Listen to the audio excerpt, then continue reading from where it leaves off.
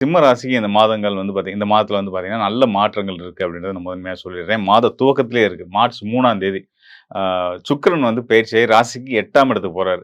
என்னங்க ஒரு கிரகம் 8ஆம் இடத்துல போய் மறையிறது யோகமா அப்படின்னு நீங்க கேட்பீங்க. நான் சொல்றேன். எப்படி யோகம்ன்றத நான் சொல்றேன். அது மட்டும் இல்லாம மார்ச் 3ஆம் தேதி சுக்கிரன் போறாரு இல்லையா? அவரு அப்படியே வால் பிடிச்ச மாரி சனி பகவானும் மீன ராசிக்குள்ள அதாவது உங்க ராசிக்கு 8ஆம் இடத்துக்கு போறாரு. வாக்கிய கணித பஞ்சாங்கத்தின் அடிப்படையில. ஸோ இந்த வாக்கிய பஞ்சாங்கத்தின் அடிப்படையில சனி 8ல போய் அமர்றது. அட்டம சனி. சரி அட்டம சனி காலம். அங்க ஏற்கனவே சுக்கிரன் இருக்கிறாரு. சுக்கிரன் 8ல மறைஞ்சிருக்கிறாரு. எல்லாம் ஓகே.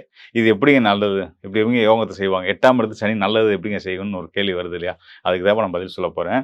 அதாவது சிம்ம ராசிக்காரர்களுக்கு சனி யார் அப்படின்னு பார்க்கணும். 6க்குரியவன் மற்றும் 7க்குரியவன் 2 ஆதிபத்தியம் பெற்றவர். அதாவது சிம்ம ராசியிலேருந்து 6ஆம் வீடா வரக்கூடியது வந்து மகர ராசி, 7ஆம் வீடா வரக்கூடியது கும்ப ராசி. 2மே சனியோட வீடு. இந்த 2 ஆதிபத்தியம் பெற்ற அந்த ராசிக்கு அதிபதியான சனி பகவான் ராசிக்கு 8ஆம் இடத்துக்கு போறாரு. நான் பல இடங்கள்ல சொல்லியிருக்கேன். அதாவது ஜோதிடம் விதிய மட்டும் அடிப்படையா கொண்டது இல்ல. விதி விலக்குகளையும் அடிப்படையா கொண்டதுன்றான். ஸோ அந்த அடிப்படையில விதி விலக்கு. இப்ப ஒரு லாயர் வந்து ஒரு கேஸ் நடத்துறாங்க. சட்ட நுணுக்கங்கள்லாம் தேடி சட்டத்துல எங்க ஒரு ஓட்டை இருக்கு, நம்ம கட்சிக்காரன எப்படி காப்பாத்துறதுன்னு பார்ப்பாங்கல்ல.